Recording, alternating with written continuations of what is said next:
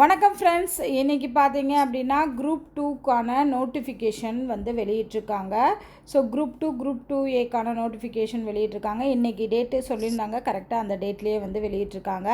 So நிறைய பேர் வந்து குரூப் 4 எக்ஸாம் கஷ்டமாக இருக்குது, அதோட பேட்டர்ன்ஸ்லாம் சரியில்லை அப்படிங்கிற எல்லா கருத்துக்களும் இருந்துச்சு.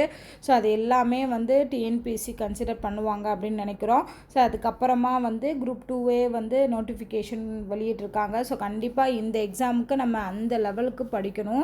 அதான் வந்து இப்போ வேறு வழி இல்லை. ஏன்னா குரூப் 4ல் வந்து தமிழ் எவ்வளோ கஷ்டமாக கேட்டிருந்தாங்க, அதே மாதிரி ஜென்ரல் ஸ்டடீஸில் எப்படியெல்லாம் கேட்டிருந்தாங்கங்கிறது ஒரு ஃபார்மெட் மாதிரி நம்ம தெரிஞ்சாச்சு. இனி அதை வச்சு நம்ம குரூப் 2ஏக்கு வந்து ப்ரிப்பேர் பண்ண வேண்டியதான். ஸோ இப்போ பார்த்தீங்கன்னா last date and time for submission of online application வந்து கொடுத்துருக்காங்க. 13/8/2025 11:59 முடியுது. ஓகேவா? ஸோ அப்ளிகேஷன் விண்டோ ஓப்பன் ஆகிறது வந்து பார்த்திங்கன்னா 18ஆம் தேதி, அதாவது 8வது மாதம் 18ஆம் தேதி உருவாகுது, ஓப்பன் ஆகுது. அண்டு க்ளோஸ் ஆகிறது வந்து 20ஆம் தேதி. 2 டே கிட்டத்தட்ட வந்து 3 டேஸ் கொடுத்துருக்காங்க. ஸோ அதுக்குள்ளே வந்து அப்ளிகேஷனை வந்து அப்ளை பண்ணிடுங்க. அடுத்து ப்ரிலிமினரி எக்ஸாம் எப்போ நடக்கும், ஃபஸ்ட்டு எக்ஸாம் எப்போ நடக்கும் அப்படின்னு பார்த்தீங்கன்னா 28/9. ஓகேவா? ஸோ 28/9 வந்து நடக்கிறதுக்கு சான்சஸ் இருக்குது, அது நடக்கும். ஓகேவா? ப்ரிலிமினரி அப்புறம் மெயின் எக்ஸாம் எப்போங்கிறத அடுத்து சொல்லுவாங்க.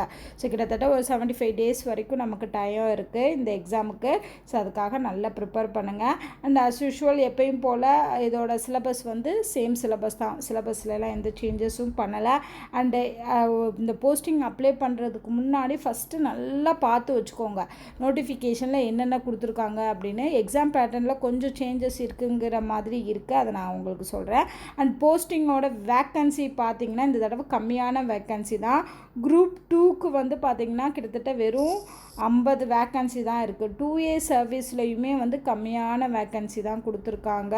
ஸோ ஒவ்வொரு கேட்டகரியுமே வந்து தனித்தனியாக இவ்வளோ வேக்கன்சிஸ் கொடுத்துருக்காங்க. டோட்டலாக வந்து 595 வேக்கன்சி தான் இருக்குது. ஓகேவா? ஸோ 595 ப்ளஸ் குரூப் 2வில் வந்து 50, மொத்தமே இவ்வளோ வேக்கன்சி தான் இருக்குது. இந்த தடவை வந்து வேக்கன்சிஸ் கம்மியாக இருக்குது. மேபி இன்க்ரீஸ் ஆகிறதுக்கு சான்சஸ் இருக்கான்னு பார்த்துக்கோங்க. அண்ட் ஏஜ் லிமிட் பாருங்கள், ஒவ்வொருத்துக்கும் ஏஜ் லிமிட் கொடுத்துருக்காங்க.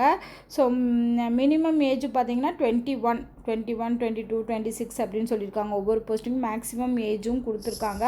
ஸோ எக்ஸாமுக்கு நீங்கள் அப்ளை பண்ணுறதுக்கு முன்னாடி மினிமம் ஏஜ் மேக்ஸிமம் ஏஜெல்லாம் கரெக்டாக இருக்கா அப்படின்னு பார்த்துட்டு பண்ணுங்கள்.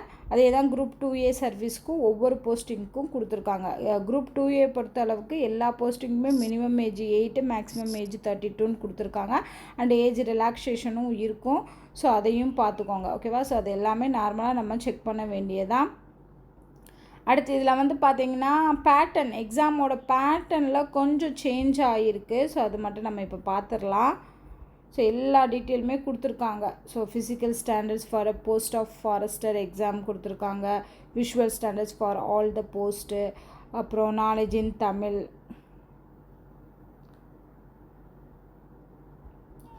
பெஞ்ச்மார்க் டிசபிலிட்டிஸ் உள்ளவங்களுக்கும் கொடுத்துருக்காங்க. ஸோ இதெல்லாம் ஓகே. ஸோ இதில் வந்து பார்த்திங்கன்னா ஸ்கீம் ஆஃப் எக்ஸாமினேஷன், ஸோ எப்படி பேட்டர்ன், என்ன மார்க் கொஷின் கேட்பாங்க அப்படிங்கிறதுல ப்ரிலிமினரி எக்ஸாம் வந்து பார்த்திங்கன்னா குரூப் 2A சர்வீஸ்க்கு எல்லாத்துக்குமே சேம் பேட்டர்ன் தான். இதில் எந்த ஒரு சேஞ்சஸுமே இல்லை. ஸோ லாங்குவேஜை பொறுத்த அளவுக்கு 100 கொஷின்ஸ் இருக்குது. ஜென்ரல் ஸ்டடீஸை பொறுத்த அளவுக்கு 75, ஆப்டிடியூட் அண்ட் மென்டல் எபிலிட்டியில் 25 மார்க், டோட்டலாக வந்து 200 மார்க்ஸ். இது வந்து ப்ரிலிம்ஸை பொறுத்தளவுக்கு எந்த ப்ராப்ளம் இல்லை. அண்ட் மெயின்ஸில் தான் சேஞ்சஸ் பண்ணியிருக்காங்க. அதுவுமே குரூப் 2 சர்வீஸ்க்கு வந்து ஒன்றும் இல்லை. Tamil eligibility test 100 mark, general ஸ்டடீஸ்க்கு 300 மார்க்கு. ஓகேவா? அதே இது குரூப் 2Aவோட மெயின்ஸில் பார்த்தோம் அப்படின்னா வந்து சேஞ்ச் பண்ணியிருக்காங்க. ஸோ இங்கே வந்து பார்த்திங்கன்னா லாங்குவேஜே கிடையாது. முன்னாடி இருந்த லாங்குவேஜ் பேப்பரை இங்கே எடுத்துட்டாங்கன்னு நினைக்கிறேன். தமிழ் எலிஜிபிலிட்டி டெஸ்ட் 100 மார்க்குன்னு கொடுத்துட்டாங்க. அடுத்து இங்கே வந்து பார்த்திங்கன்னா ஜென்ரல் ஸ்டடீஸு 150 மார்க் கொடுத்துருக்காங்க. And general intelligent and reasoning வந்து 50 மார்க் கொடுத்துருக்காங்க. ஸோ இதுதான் கொஞ்சம் சேஞ்சஸ் வந்து பண்ணியிருக்காங்க.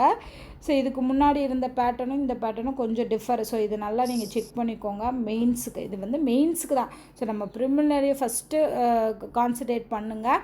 அதை பண்ணிவிட்டு அதுக்கப்புறம் அதில் நம்ம மார்க் எடுத்ததுக்கப்புறம் மெயின்ஸுக்கு வரலாம். ஸோ எப்போ ப்ரிலிமினரிஸ் படிக்கும்போது மெயின்ஸுக்கும் சேர்த்து படித்தாதான் வந்து யூஸ்ஃபுல்லாக இருக்கும். ஸோ அதனால் இந்த பேட்டர்ன் மட்டும் பார்த்துக்கோங்க. பழைய பேட்டர்னுக்கும் இதுக்கும் கொஞ்சம் சேஞ்சஸ் இருக்குது. ஸோ அவ்வளோதான். ஸோ இது மற்ற எல்லாமே நார்மலாக கொடுத்ததான். ஸோ சிலபஸ் வைஸும் வந்து பார்த்திங்கன்னா ஆல்ரெடி சிலபஸில் எந்த ஒரு சேஞ்சஸுமே இல்லை. ஏற்கனவே வந்து குரூப் 2A என்ன சிலபஸ் கொடுத்தாங்கோ அதே தான். பட் கொஷின் தான் எப்படி கேட்க போகிறாங்க, என்ன பண்ண போகிறாங்கங்கிறது தெரியலை.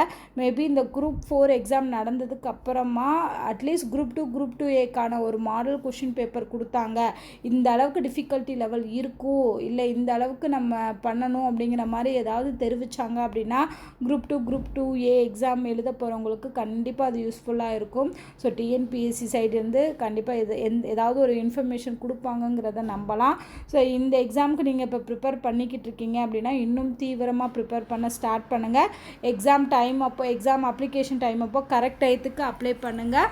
அண்டு ப்ரிப்ரேஷனை இன்னும் அதிகமான அளவில் நம்ம வந்து டஃப்பாக ப்ரிப்பேர் பண்ணணும் அப்படிங்கிறத தான் இப்போ நடந்த குரூப் 4 எக்ஸாம் நமக்கு காமிச்சிருக்கு. ஸோ அதனால் எந்த அளவுக்கு முடியுமோ அந்த அளவுக்கு இன்ஃபர்மேஷன்ஸை கேதர் பண்ணி படிக்க ஆரம்பிங்க. All the best.